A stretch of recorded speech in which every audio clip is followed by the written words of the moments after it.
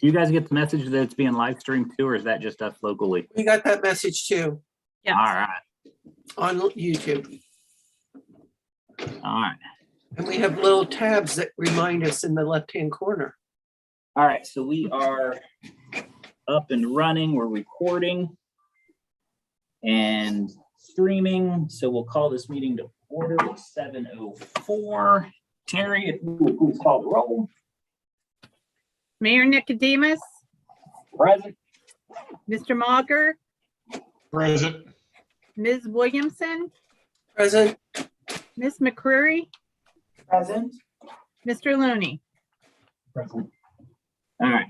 And I guess this is where I get to make the quick caveat that the two remote members are present and can participate, but cannot vote because the law hasn't passed yet to allow remote meetings, which means they also don't count towards our quorum, but we do have 3 in person so that we Yep. can conduct regular business. And I assume there's no objection from anybody in the room of our members remoted in for safety reasons participating. Yeah, I didn't think so. All right. Jeff just wanted me to make that quick caveat for the recording in the record. So with that, we can move on to the first item on the agenda, which should be, of course, my internet just popped off. Is it minutes, Terry? Yes, approval Yes. of the minutes from the December 9th meeting. All right. Does anybody have anything on the minutes?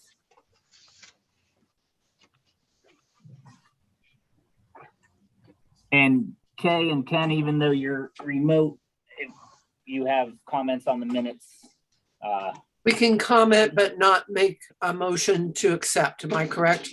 correct.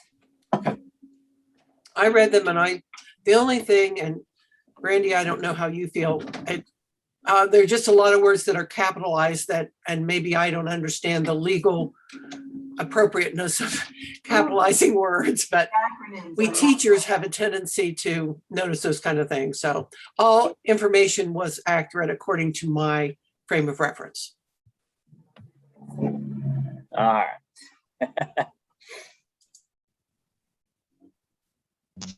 All right. Anybody then in here want We're to in a make a motion? quandary because Brandy wasn't there, Right. so she can't move. And abstain. Okay, so we will hold off on approving the minutes until the next meeting because we wouldn't have enough votes locally Do anyway. you want me to run up and jump in the back door to move this motion? No, I think Nah, it's that's fine. all right. It's We're just the good. minutes. I Okay. appreciate it though. All right, so there's no visitors here, none online. So we will move on to old business. Is that what you wanted to do, Terry? Because I know we wanted to talk priorities and stuff, so. Right, because we have so much in the queue, and we have those timelines that we have to meet. I just wanted to go through it so we all are on the same page, knowing that we got 1, 2, 3, 4 public hearings and a discussion on ponds to do yet. All right. So I guess under old business 1 and 2, the lot percentage coverage and the short-term rentals, those are waiting for council to have a public hearing. Just earlier this week, we completed council with the election by council of 2 persons to vacancies.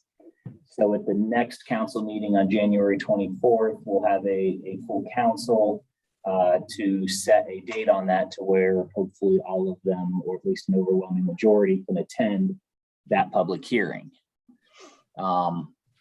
So hopefully, if not by our next meeting, we haven't had the public hearing, we will at least have a date. And of course, after the council meeting, I'm sure Terry will let everybody know what the date is Yep. set for anyway. Yep. Any questions on those 2? If not, on to swimming pools and fences, which need to be scheduled for a public hearing, and that is a public hearing from this committee. what the question is at the moment, and I was talking to Jeff today about that, is the required time to give notice on the public hearing. Some of our rules say 10, but the Ohio Revised Code in certain provisions says 30 days. And so we want to make sure we provide the proper notice. Jeff is hoping to have an answer to us by tomorrow, the end of business tomorrow, so that we can set that meeting or that public hearing. Since that is a P&Z public hearing, do you as a committee want to have it as part of, like, before one of our meetings or in place of our meeting? Or, and I'm counting days right now, 7, 14, 21. The 10th, which is our next meeting, is 28 days out. It's probably close enough to fudge if Jeff gives us the okay and says it has to be 30. Or do you want to look at just a separate night to have this? In my opinion, I think it'd be best to wait the actual 30, so there's no dispute, Mhm. and just do a separate meeting on a different night, rather than having an extremely long night, but that's my personal thought on that. Did you guys online pick that up? She wasn't I real heard clear. Okay, I'll say it again. My thought is we should wait the 30 days so that there is no dispute. So we'd be clear on that for sure, and have a separate meeting rather than trying to have one long evening. So we don't have to rush. People want to attend that meeting and we don't feel rushed. Okay, so you're suggesting we go ahead and have our meeting on February 10th Correct? and schedule the public hearing then sometime the following week, which grants us our 30 days. Yes. Okay, I understand that, and I would agree with your opinion. So looking at the following week, Monday is a council meeting. It also happens to be Valentine's Day. Tuesday, the 15th, Wednesday, the 16th.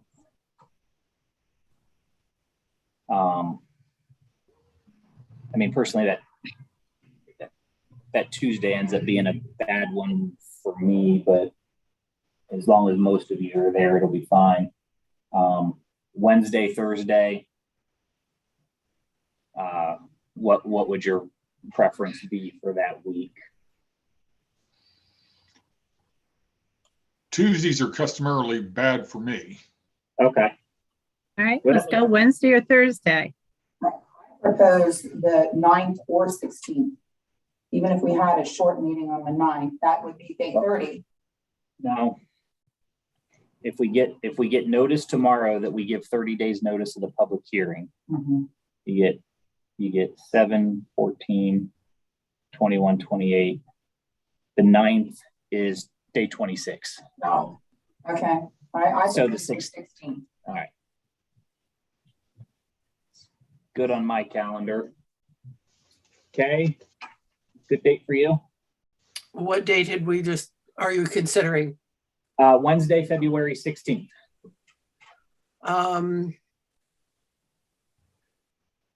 When is Ash Wednesday? I believe it's the following week or the week after. It comes late this year. Oh, okay, Yeah. Yeah. okay. That was my only concern, would be people who have religious conflicts on Wednesday night. Mhm. So if we don't have Ash Wednesday, we could do it. We don't, because it's a couple weeks later. We do it, assuming the Opera House is available, because we want to do it up there for spacing. Right. But we could do February 16th, 7 p.m. so that we make sure everybody on the committee can be there and isn't rushed to get there. Okay. Do we want to have the 17th as our alternate in case the Opera House is not available? So I think it's a good plan. And actually, I think Brandy's going to make a text right now and find out if it's available. Yes, we'll know by the end of our meeting. I'm gonna text right now and I'm gonna look at our calendar. What I'll do as well, because fences needs a public hearing as well. We will set both of them for that same date and time. And if one of them, for whatever reason, becomes wild and unwieldy and hundreds of people show up, we will just continue the one, whichever one is second. Probably fences. But we'll set them both. They kind of go together anyway. But we'll just set them at the same time. And I will run it like I did the council one where we had two going the last time. Anybody there to comment on swimming pools is welcome to come forward. And then once we're done with comment on that, we'll move to the fences, and anybody, even if they previously spoke on pools, if they have something to say on the fences, they can then come forward and have a public comment on that. Carrie, do you anticipate a great deal of public interest in those two topics? I really don't. If anything, it would be the swimming pools. But I'm glad we're doing separate meetings and doing it in February, because I'm already getting calls on placement of fences for the spring. So I remember we were going to try to do it with the ponds, but I think we just need to go ahead, like you all have said, and do the pools and the fences. And I don't think it's going to be controversial. Okay. Neither one of those, I would hope. But Well, I figure you're on the front line, you know, if yeah, there's been a lot of interest that. I think everybody will like the fences one, so I don't think we'll have an issue. Swimming pools maybe, but I think it's the right thing to do. So safety. And even though once then we have the public hearing, and P&Z votes to send it to council, of course, council has its formalities, but we're running up against a deadline for Terry because people are already starting. So I have an idea on how we can address that from a council side. I need to run it by Jeff though, make sure he's okay with it. And then if he's okay with it, I'll just email everybody the thought so that we're not too delayed in getting these going.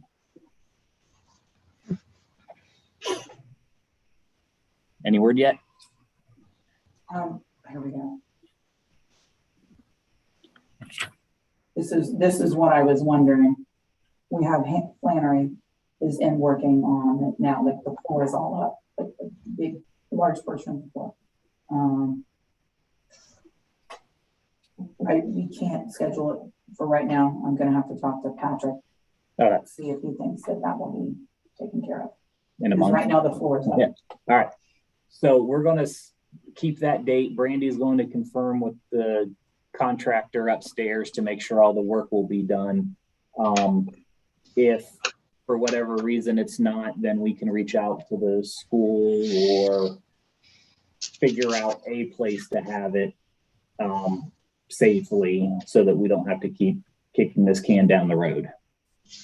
Correct. I'm texting Patrick now. Okay. I'm hoping he'll get back. Okay. All right. So that takes care of those. And that gets us to number 5, the zoning district change from an R2 to a PUD. I thought we resolved that at our last meeting. That again appears to be waiting on council. Oh, okay. All We right. don't have a public meeting and then they have one. They just have one. I Your think- meeting that you had last time was your public meeting. We, Oh, okay. So we've already taken care of that. right, because we heard what he wanted to do and all the neighbors were notified and we had the exact amount of time Okay. that we needed to do that. So I remember reading your about public that. hearing That's- is done. Okay. So it's council needs to schedule that one. Council. Mhm. Okay. And now that I have a full council, we'll have a lot to schedule on the 24th. Which gets us then to ponds, which we have the moratorium for 6 months, so until April.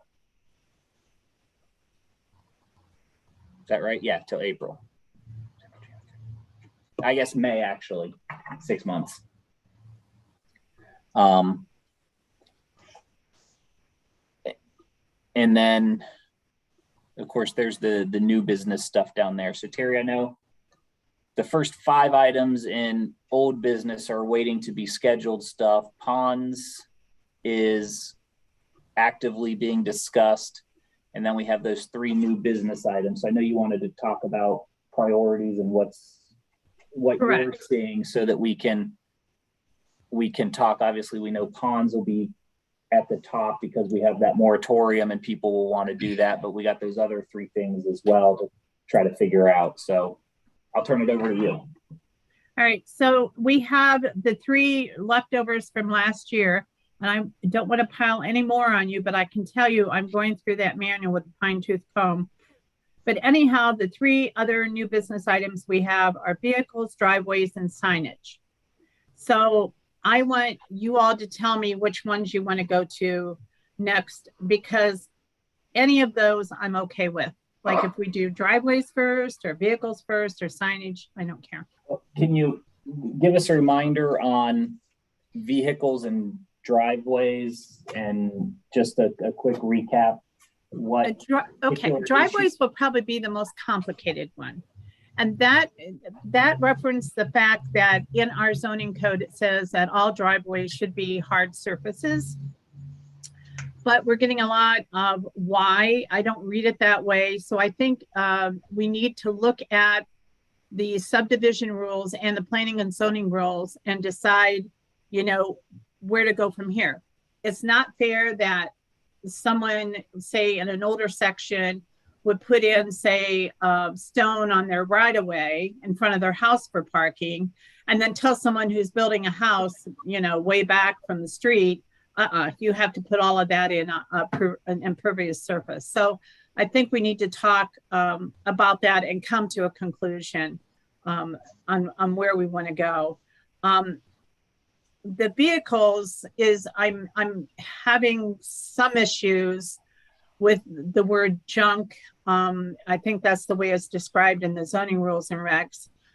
Right now, I would like to see something edited in there that says the vehicles cannot be in the backyard on grass. So in other words, they need to be stored on an impervious surface or in a garage or something. What we're getting is, a lot of cars in the backyard with blue tarps over them sitting on the grass. So I would like to talk more about that. And signage, that's just basically to review our current rules and regs about signage, about signs, and to see if we really need, if what we have is okay, if we need something different. We had a controversy about one sign in a right of way, which I still believe that what was in our zoning book was right, but I also want to have that revisited by the committee. So that's it in a nutshell. I'm not even going to share everything else I'm doing in the book, but I'm okay with however you want to proceed. Well, let me ask. Oh, go ahead. I know ponds has to be number 1 because we're up in a deadline for that 6 months moratorium. But after that, I don't care what order. Are there any of these, Terry, that you think would be low-hanging fruit that we could maybe dispose of? Yeah, the vehicles probably would be the low-hanging fruit. I think we just need to make a decision on that. I think the most complicated one is going to be the driveway. That's going to be the most complex. And then signage, I think, is between the vehicles and driveways.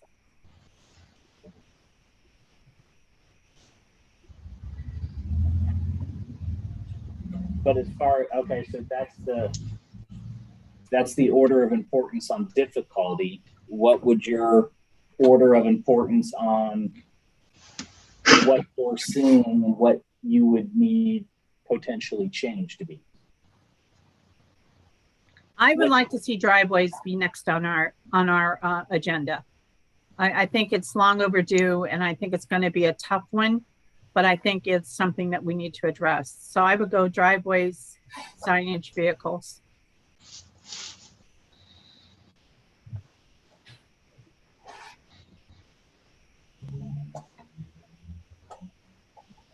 Thoughts, anyone? I'm sorry, please. I was asking if anyone had any Oh. thoughts. Good with that?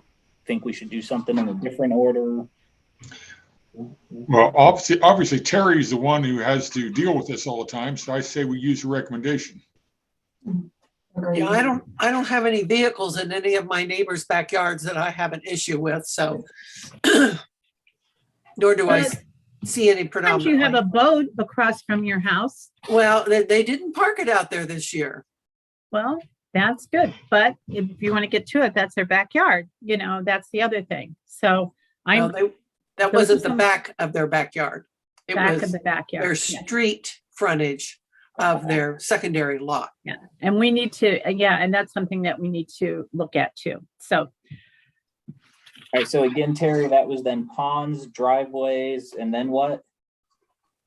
driveways, signage, and then vehicles. Okay. Ponds, driveways, signage, vehicles. All Now, right. didn't we say that we could ask for an extension on the pond moratorium, but then also the idea that if somebody was wanting to build one, they would want to do it during the summer? That is correct. We could ask council to extend that if we needed to. But yeah, if someone wants to build one, it's probably going to come late spring, early into the summer. Right. And I know that we just have a lot going on. And I still don't think that we're really settled with our STRs. And, you know, new information has come to light. So I just think that agenda is going to probably carry us for the whole year. I'd be surprised. You know, I'd be surprised if we're going to have time for anything else unless it's an emergency. So we can always do like we have, keep the list going. Yes, yes, But under the, you know, rearrange the new business with the priorities that we have here, and or indicate the priority, and then as other things come up, add them to the list like we have, so that right.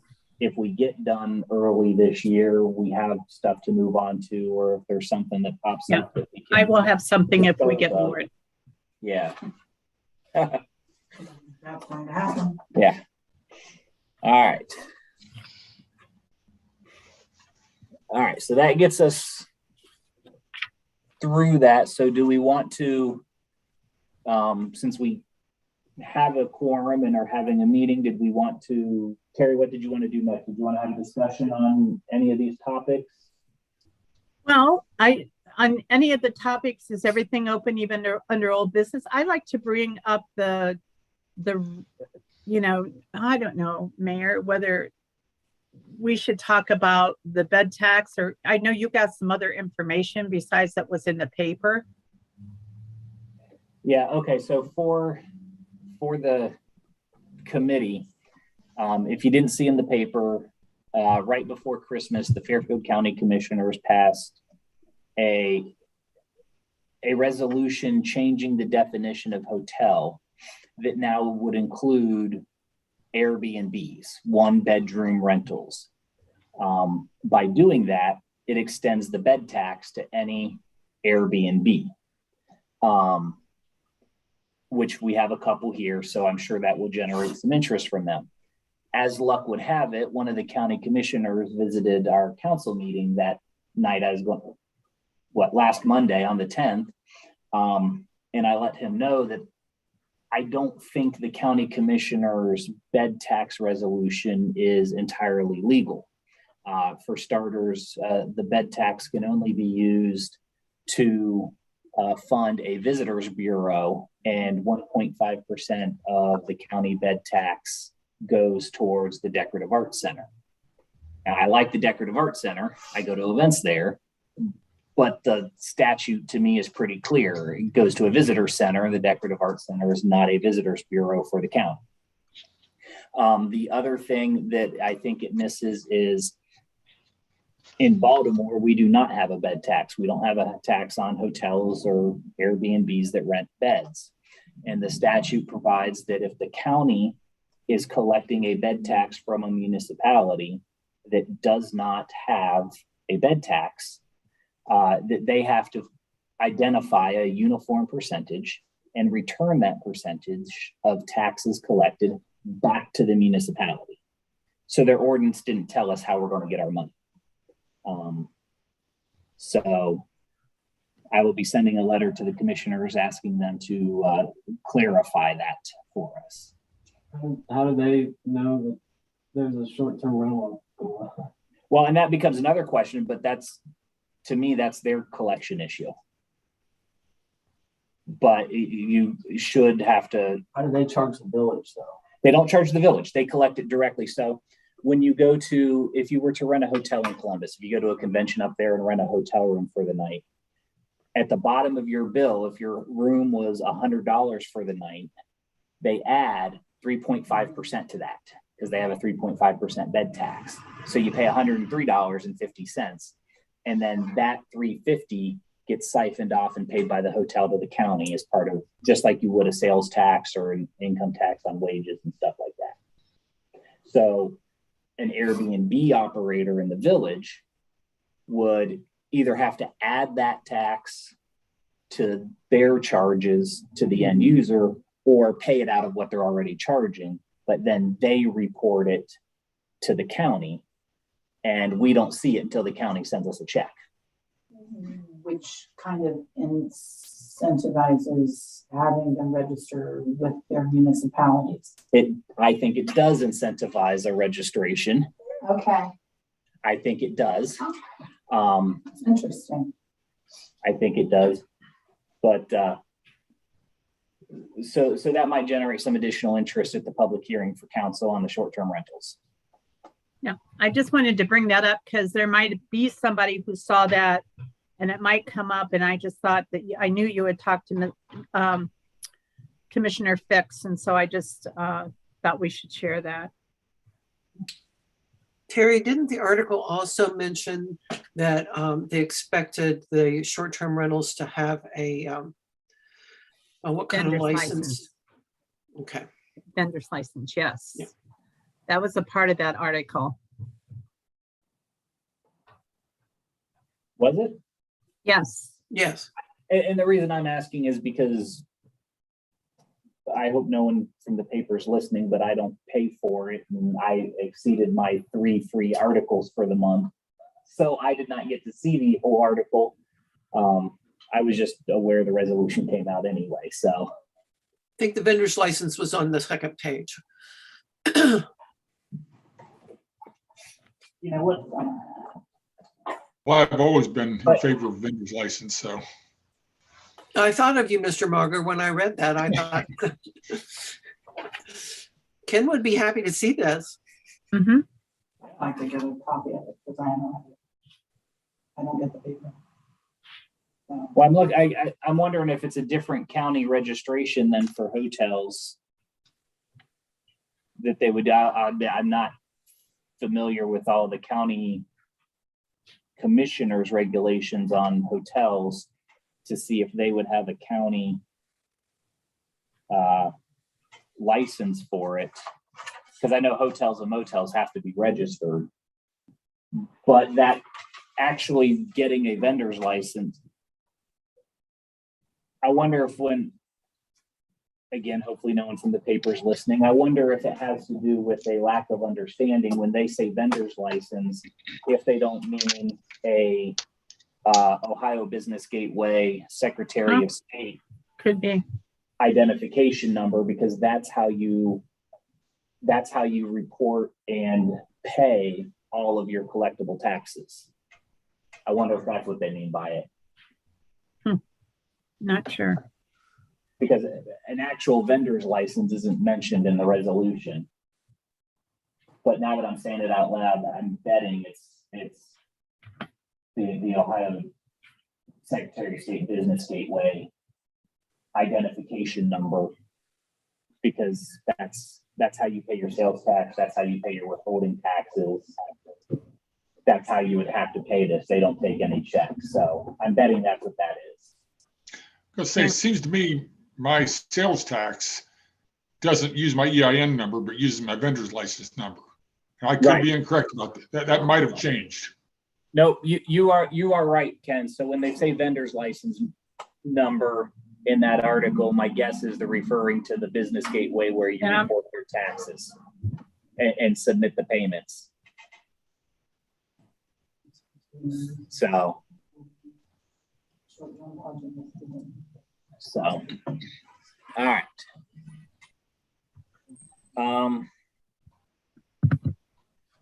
What about ponds? I see them everywhere now. I find it very difficult to find like village or city like ordinances for ponds. It's difficult to find some reference points. And defining it. In defining them, yeah. I'm sorry, I meant to do more research on that, but my father fell on the 19th and fractured 3 vertebrae in his neck, and so I've been a little preoccupied with that. Oh. Sorry. Is he doing okay now?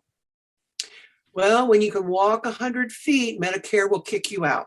Be ready. Bummer. Hold on.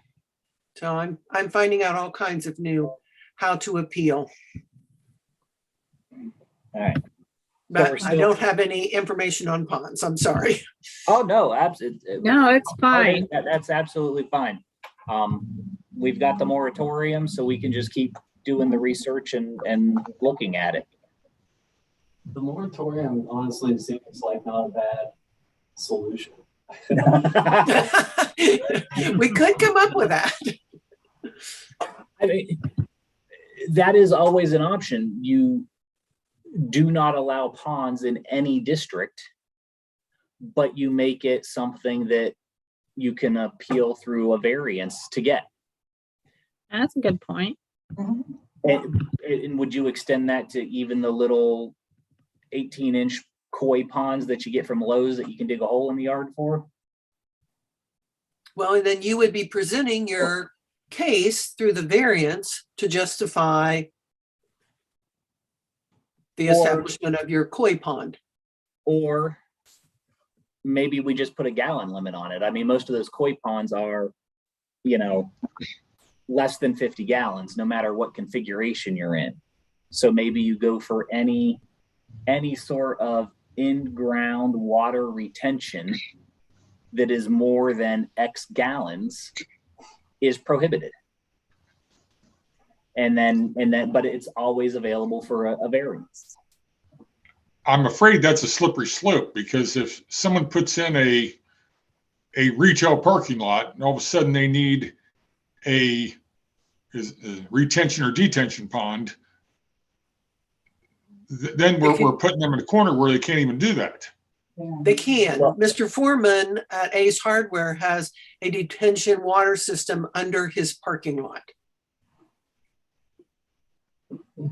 So it can be done without there being surface water. Okay, I'm not familiar with that. Well, And- he shared that with me when I was discussing concerns with him. He said, I'm responsible for every drop of water that would have been absorbed by that I now paved.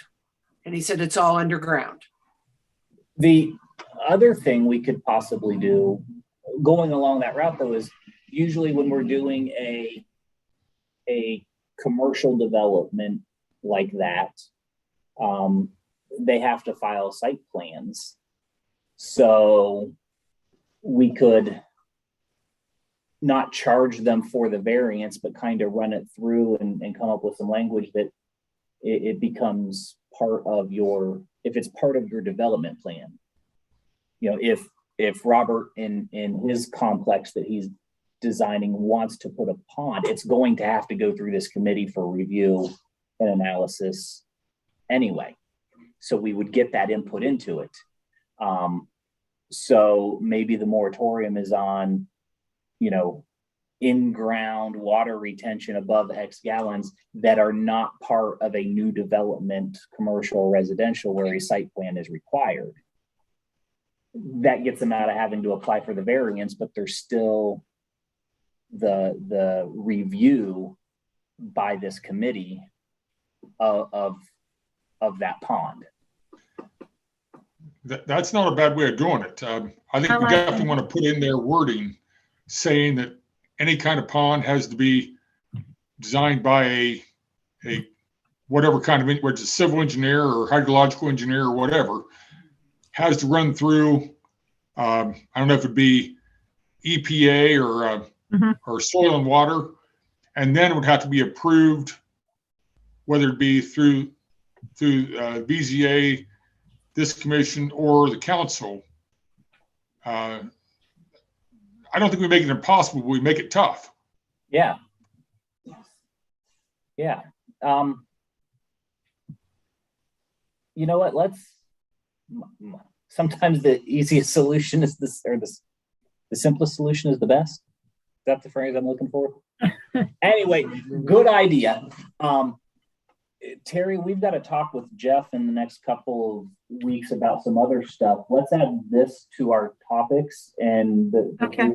maybe we come up with some wording, and by the next council meeting, if not before, maybe we could circulate some wording along those lines to see, if anything, it'll give us a better idea of this is where we want to go, or do we want to go away from it and back to the analysis that we were originally talking about.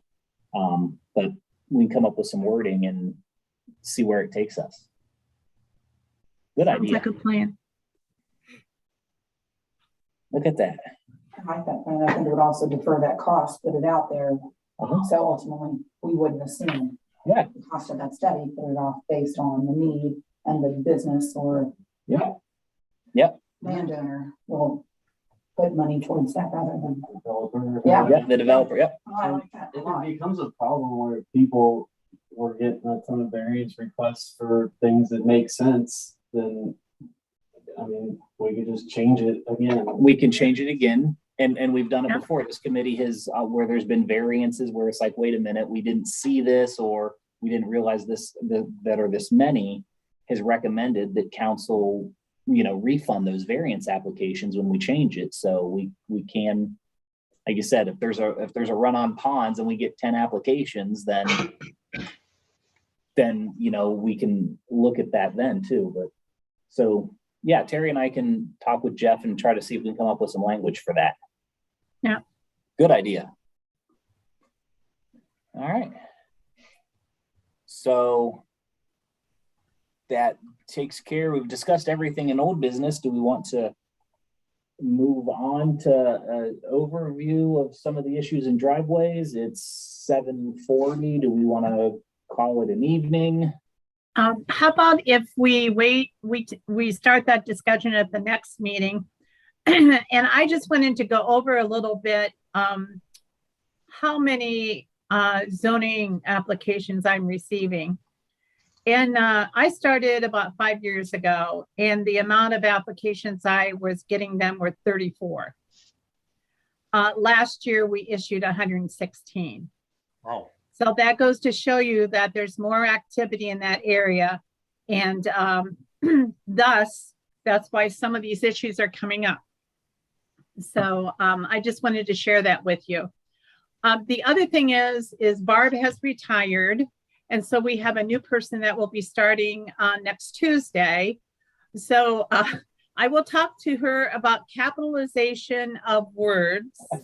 And Well, I don't know whether there's a legal reason to have all those words capitalized. And, you know, Well, I see- figure the mayor would be able to tell me. Well, the reason why, and I struggle with that sometimes, because when we say users, I do capitalize that in the text that zoning, that is what, a proper Mhm. for a Proper person. noun. I wouldn't say users normally outside of this world.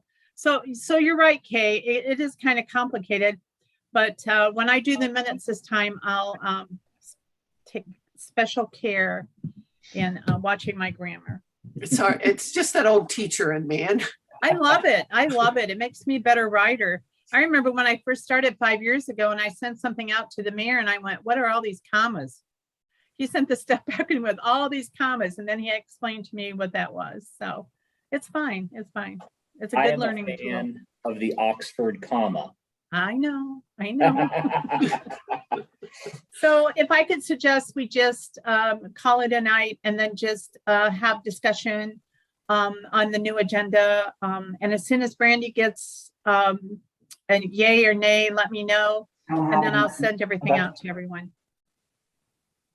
so on the, could you give us some of the points on the different that we need to be thinking about as far as driveways, signage, and vehicles? You mentioned them. Right.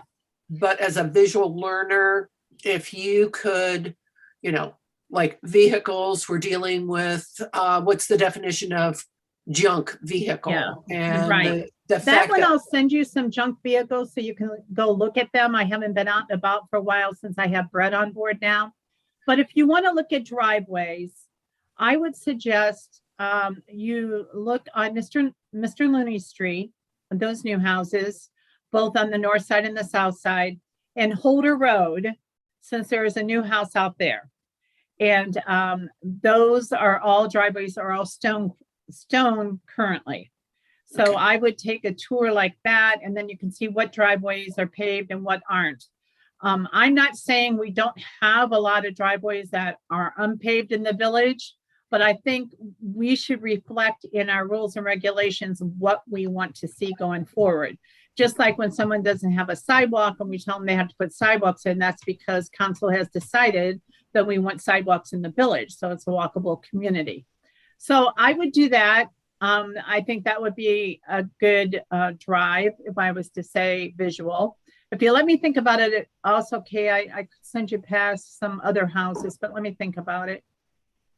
and you mentioned gravel and the right of way, Yeah, which is what I park on in front of my house. yes, yes. So, And that's some of the contention that I hear from people when I tell them that it's a part of our rules and regulations that you have to have a paved parking area. And I believe once we start reviewing that, if you look at that verbiage, it calls it a parking area. It doesn't necessarily call it a driveway. So And- I think that's what we need to look at, the definitions, the verbiage, and do what's The de- best. Yeah, the definitions, the verbiage, and kind of where stuff is at. I know Right. Terry and I, we have specifically talked about my driveway, because my driveway is gravel. But if my house burned down and I build a new one, I would have to put a paved driveway in there. Right.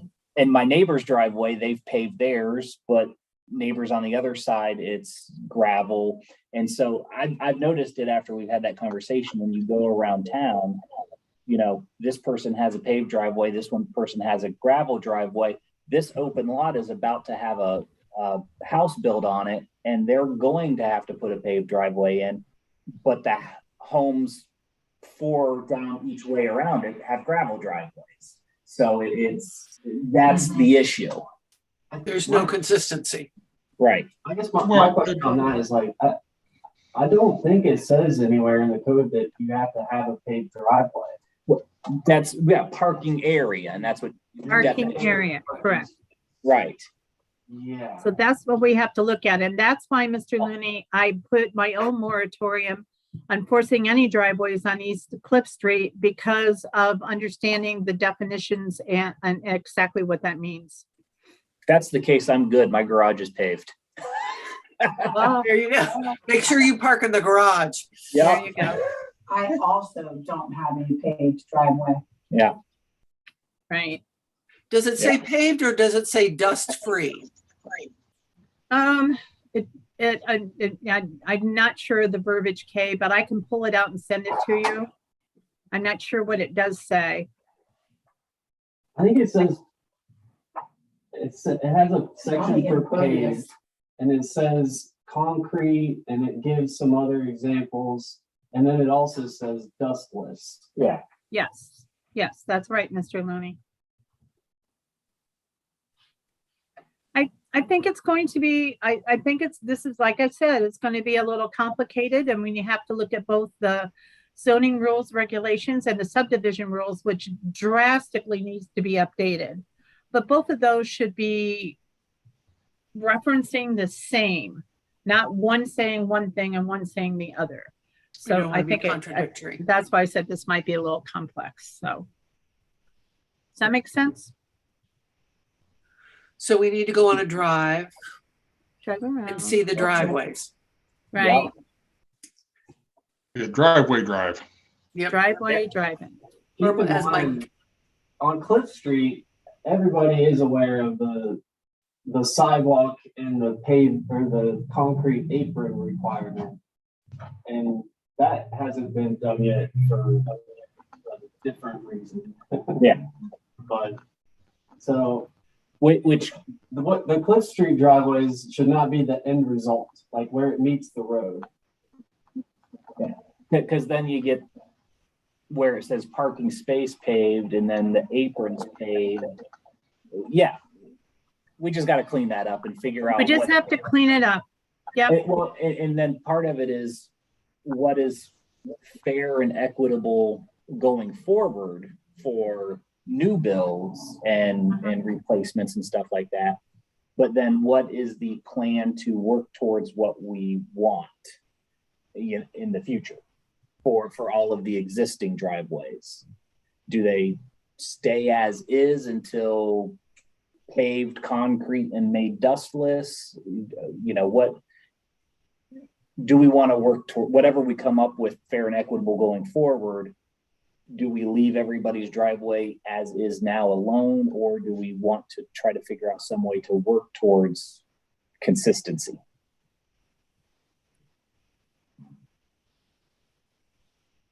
So, so. All right, any other questions, Kay? I'm just pondering how all of this paving will create water issues that we'll need to address also. that's, Yup. I think that's a part of the discussion. Because if you pave my easement that I park on, all the water will flow into my basement. Yeah, Yep, I agree. So we'll need to take that into consideration. So as Yeah. to how. I thought you how had a rapidly built-in we storm wanna drain in move. your front yard. Well, we can already measure how hard the rain has been by how many blocks of my sidewalk are flooded. So if it's a floor block one, it's been a pretty hard, heavy rain. I don't have a rain gauge. I don't need one. So all right. Ken, you got any questions? Not at the moment. All right. Either you two have any questions? If not, one of the two of you got to make the motion to adjourn. I so move to adjourn the meeting. All right. I'll second the question. I will vote in favor. I assume the two of you are okay with adjourning as well. are we allowed to vote or voice an opinion on that? You can voice your opinion on ending. the What's meeting, your yeah. opinion? The smiles, Yeah. say it all. All right, well, our next meeting is set for February 10th. We'll confirm the public hearing on February 16th, and anything else comes out, we'll shoot out emails. I appreciate all your time tonight. Hey, thanks, everyone. And I'm so, Thank you. and Mr. Looney and Brandy, thank you very much for coming in so we could have a legal meeting. Sure. I'm sorry, I didn't realize that would jeopardize it. No, it's fine, Kay. It really is. Yeah, I'm no. on the tube. Yep. All right, see you, everyone. Thank See you. ya. Right. Uh, We can get it.